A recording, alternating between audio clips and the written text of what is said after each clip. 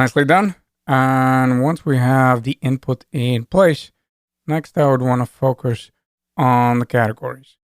Now, categories, I'll split this up into videos because for the categories, for the company, as well as the colors, I would want to set up the unique values. And it's going to be extremely similar to one of the projects we did at the very, very beginning where we had the menu project. And remember, each item was either breakfast, lunch, or shakes. And also, we had this option for all. And if you remember, in this project, we iterated over array and we got back only the unique values, plus we added this all. So, this is exactly what I would want to do for categories, for company, and colors. And that's why I'll set up this functionality first. So, I'm going to navigate to my filters component. And here, notice we're getting this get unique values function from the helpers. And first, I would want to set up that functionality. So since there's going to be 3 values, of course, I would want to set up that function to be accepting 2 parameters. One is going to be the data that is coming in, which is going to be my array. And then the second thing is going to be which item are we actually looking for. So in here, let's start with categories, and that will be equal to my get unique values. Now, don't worry, at the moment, it doesn't return anything. But like I said, this function is going to be looking for 2 values. First, the data that we're going to be passing in, which is going to be all products. And then the second thing will be that string value. So this is just going to signal, hey, listen, I want to get unique categories. And then in the next one, we'll look for unique colors. And then in the next time, we will look for the company and all that. So in here, let's just pass in our string value. And for the categories, it's going to be equal to the category. And essentially why we're doing that is because each product has the property of category. And of course, it has some kind of value. Now copy and paste just so you can see how we're setting up all of them. And the next one will be companies over here. And then the same thing. Each object has the property of company. That's why I'll pass in the string value of the company. And lastly, we have colors. So I'm going to go with colors and get unique values. Again, we pass in the product and then we're looking for colors. Now, this is going to be an array, so there's going to be a little bit different functionality. And I'm not going to console log all of them since the functionality at the end of the day will be exactly the same. So the results should also be exactly the same. That's why I'll just console log the categories so you see what we're getting back. So at the moment, I'm console logging the categories. I shouldn't have nothing there because there's no functionality as far as I remember. So let's inspect. Yep, we have undefined. Now I will remove that console log from the reducer. Hopefully that is clear. So we're not overpopulating the console. At the moment, we just have the undefined. Why? Well, if we navigate to the file, and of course I can find the file over here where I have get unique values, and that is in the utils and helpers. Let's scroll down where we have it over here, helpers. At the moment, notice there's nothing in the function. And what I would want is to get my 2 parameters. So the arguments that I'm passing in, like I said, first one is all products, and that's why I'm looking for the data. And essentially that's what I'm calling. And the second one is type. So that is going to be that string type. And we already remember that we essentially just set up the map method. So I would want to get all the values over here. So let's go here with get unique and unique over here. Unique. And that one is equal to data map. So whatever array I'm passing in, I'm mapping over. And then each item I'm going to describe as an item. And then I'm looking for item and then type. And again, notice how I'm accessing the property dynamically. So one case, that is going to be the category. Then the second thing is going to be company. And then lastly, it is going to be colors. So let's go back to our helpers and let's just console log step by step. So let's console log unique over here. Unique. And we should see an array, correct?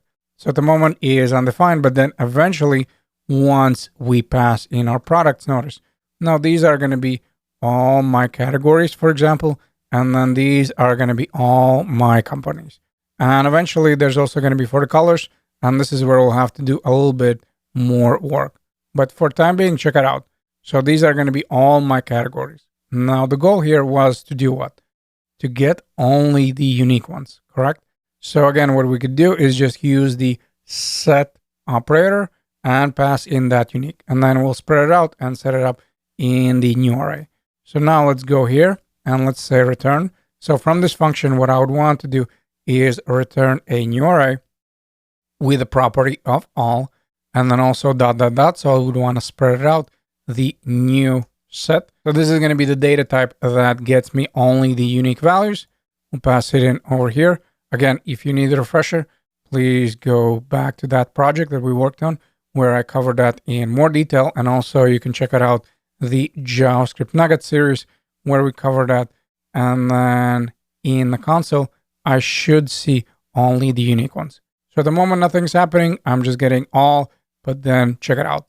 Here I have all bedroom, office, kitchen, and living room, kids, and dining. Again, if you really want to double check what you're getting, I would suggest going to the constants, and then you're looking for all the products, and you'll see that each product has that property. In this case, category, and notice one is bedroom, one is what, the office, then we also have the kitchen and living room and all that. And the only thing we're doing in this case, we're just iterating over, and then I'm setting up the unique categories. So I'm not displaying the same category twice. I start with all, and then I have bedroom, office, kitchen, living room, kids, and dining. So if I decide in my API to add one more category, I don't have to go back in the project and manually add it. It's already going to be done for me. Because if I'll add that extra category, it's going to be displayed right over here. Or the same would work for the company and then the colors. And I'm just going to change my log to companies just so you can see that we can display all our companies. Again, once we console log, in the beginning, we have all, and then eventually we have all IKEA, Marcos, Liddy, and Caressa. So these are going to be all my unique companies.